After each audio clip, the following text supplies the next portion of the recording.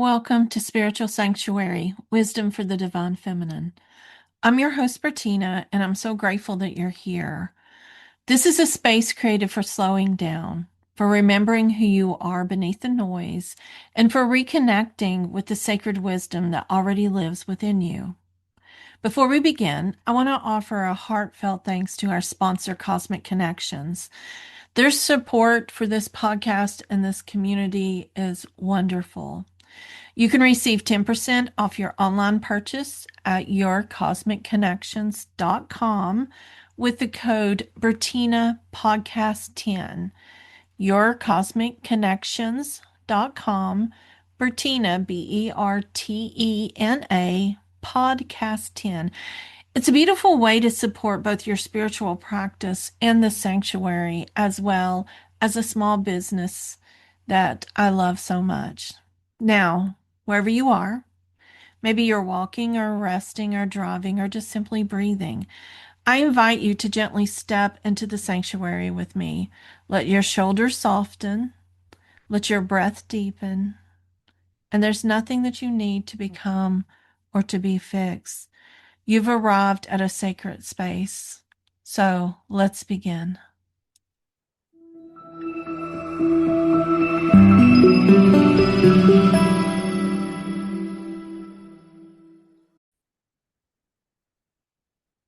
Welcome, everyone. I'm glad you're here. Whether you're listening from walking or resting or driving or just sitting quietly, I invite you to let this episode be something that you receive, not something that you have to do. If it feels right, go ahead and light a candle, get a warm drink, or just simply just kind of soften your shoulders. Today, we're going to be talking about Imbolc, what it is, why we celebrate it, how it honors the return of the light, and how you can observe it in ways that are gentle, meaningful, and sustainable. Imbolc lives in an in-between place. Winter's not over. I can look out my window right now and there's snow and ice everywhere. Spring hasn't arrived yet, but Imbolc is coming in a few days. But what you notice is that something has shifted. The season doesn't shout, it whispers. Now, Imbolc's an ancient seasonal festival. It's traditionally observed around February the 1st or 2nd, and it coincides with Saint Brigid's Day and Candlemas in the Christian religion. And we're going to talk about that a little bit later. But for this situation, it sits halfway between the winter solstice and the spring equinox. It's what's called a cross-quarter day on the wheel of the year. But Imbolc is not about blooming. It's not about visible progress, and it's not about dramatic change. It's about internal movement. It kind of marks the moment when the return of light becomes noticeable. It's not bold, it's not bright, but it's there. There's just a few extra minutes of daylight, a subtle shift in the sky, and a sense that something has quietly begun to turn. The word Imbolc is often connected to meaning like in the belly, in the womb, in milk. It always points towards pregnancy, or to even during this time, lambing season. And it is bringing attention to the fact that there's nourishment forming beneath the surface. Life doesn't begin when something appears. It begins in the warmth, the darkness, the patience, and the waiting. And it reminds us of what all of this is becoming, but we can't see it yet. Imbolc's a threshold. It's not a finish line. It's not a launch point. It's a doorway. So just imagine this doorway in front of you, and it's saying, continue to slow down. I know you have all these ideas, all these things to do. Just slow down. But why do we celebrate it? Well, to understand Imbolc, we have to remember something important. For most of human history, winter was not symbolic. It was survival. Cold meant danger. Darkness meant vulnerability. Fire meant life. And Imbolc wasn't a celebration of abundance. It was a celebration of continuance. So the hearth was still burning, the animals were alive, milk was returning, and the people made it through another season, and this was sacred. And that's what matters today because we live in a world that constantly pressures us to optimize, to improve, to fix, to accelerate. And Imbolc offers something pretty radical. It says you don't need to become someone new yet. You don't need to protect what is already alive. Gentleness is not weakness. Gentleness is how life survives winter. What is rushed burns out, and what is tended slowly endures. And this is not the season for pressure, it's the season for patience. So, we were going to talk about earlier about how Imbolc is connected to Brigid. She's the guardian or the goddess of the hearth, the sacred wells. She heals, she does poetry, and she's full of inspiration. And she is a threshold figure as well. She stands where water meets fire. So think about that. Fire meeting water, water meeting fire.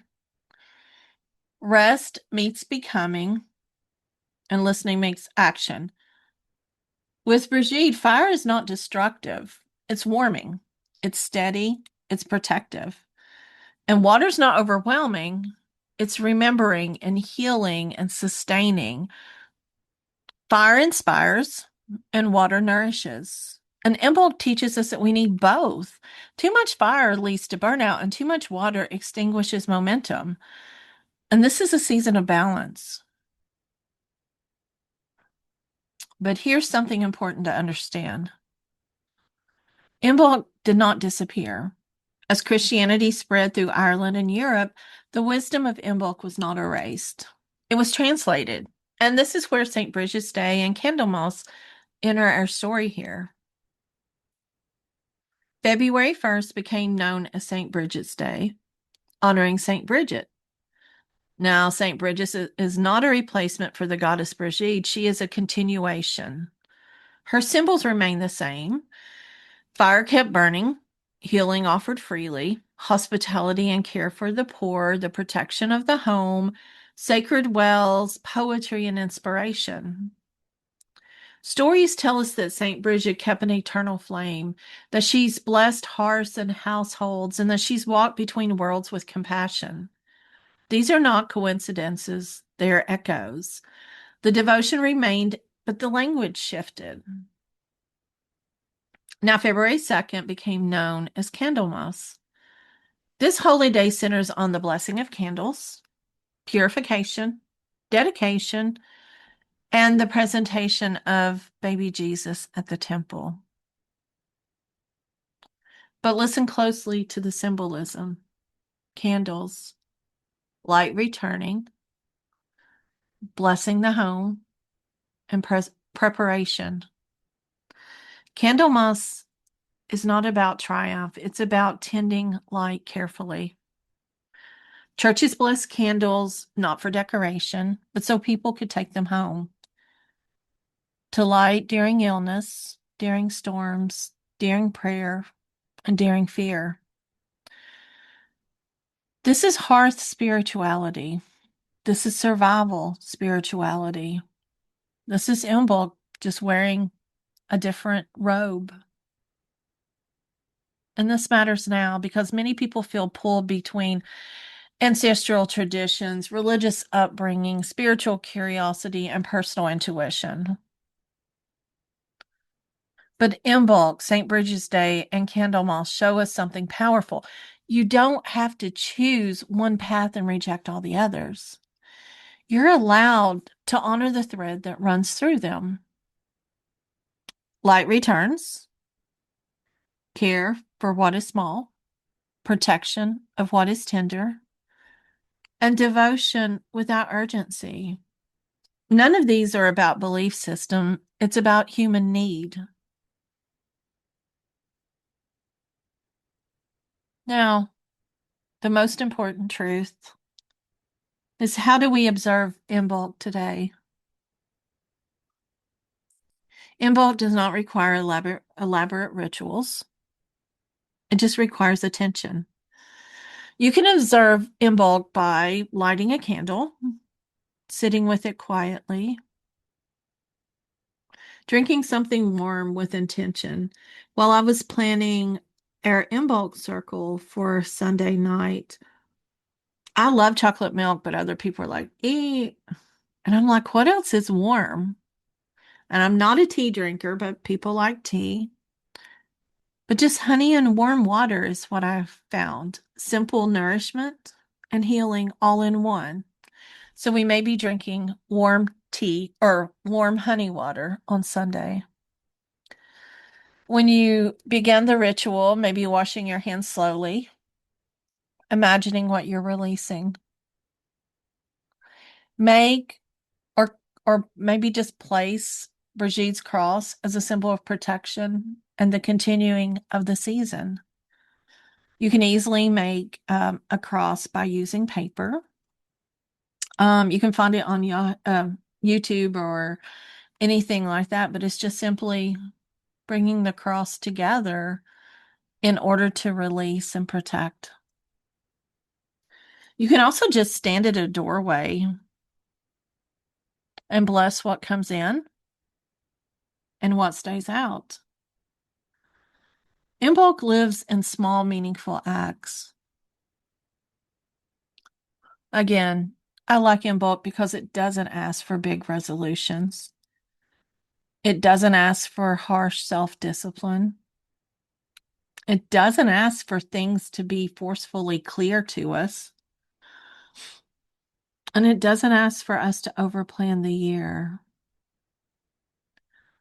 I've talked to many of you all, and many have said they feel unsure right now, unsure of their purpose in life, unsure of where they're going, what they're meant to be. But this is not a failure. You're actually doing what you're needing to do. This is the season to be unsure.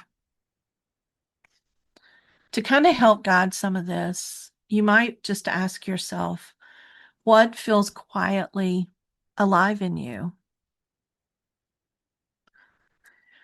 What needs some warmth instead of pressure? And ask yourself what you're protecting right now. Just let these questions remain open. You don't have to have the answers. Just be aware as you're going through the day.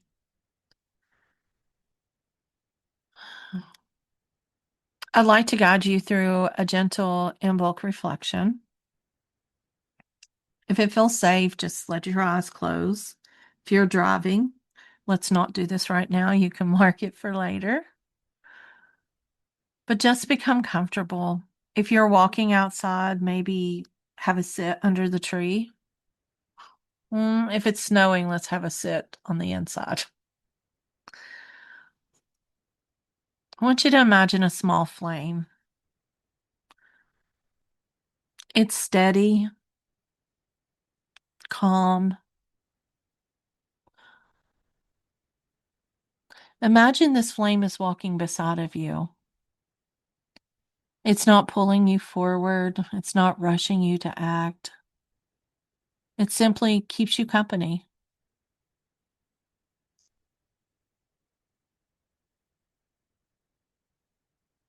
The flame begins to circle your body,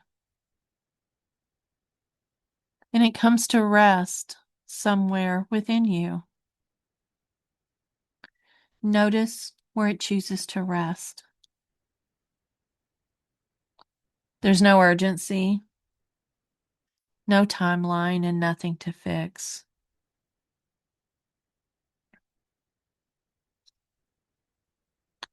Let the silence do the work.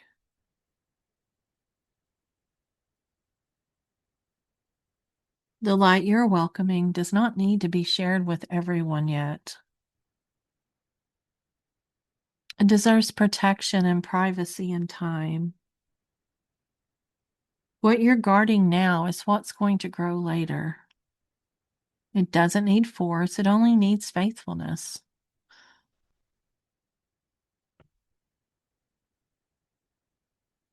As we close this session,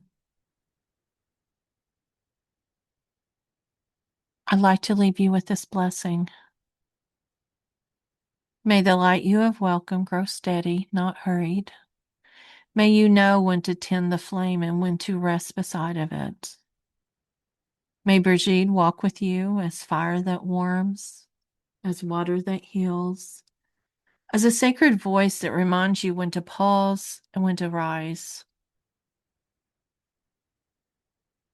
May Imbolc remind you that what is becoming does not need to be rushed, to be real.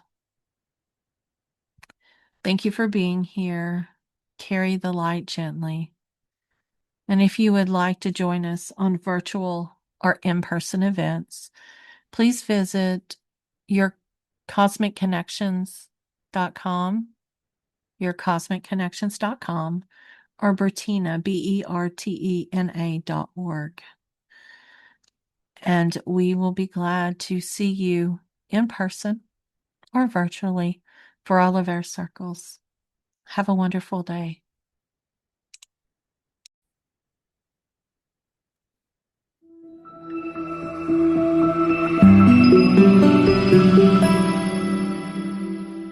As we begin to close our time together, I want to thank you for spending this sacred moment with me here at the Spiritual Sanctuary. If today's episode resonated with you, I invite you to leave a comment or share this episode with someone who may need a little sanctuary of their own. As a thank you, everyone who comments or shares is entered into a drawing from our sponsor, Cosmic Connections, and it's a beautiful way to keep the magic flowing beyond time and space.